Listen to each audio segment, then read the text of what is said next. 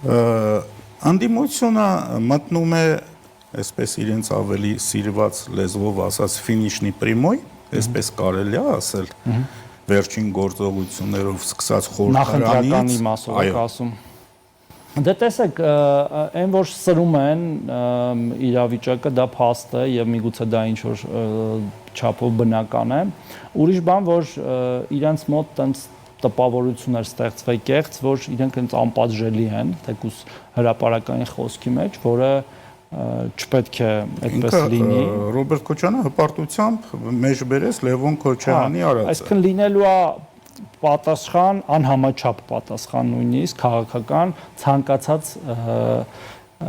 անհիմն խոսքի եւ կարմիր գծերը անցնելու, ինչը որ տեղի ունեցավ վերջին անգամ ազգային ժողովում, եւ իրենք քաղաքական հանգիստ չեն ունենալու, ես ամեն դեպքում վստահեցնում եւ խոստանում եմ ինքս էլ եւ մեր ֆրակցիան էլ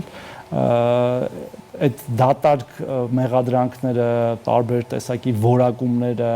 բոլորը ստանալու են, ասում եմ, անհամաչափ պատասխան,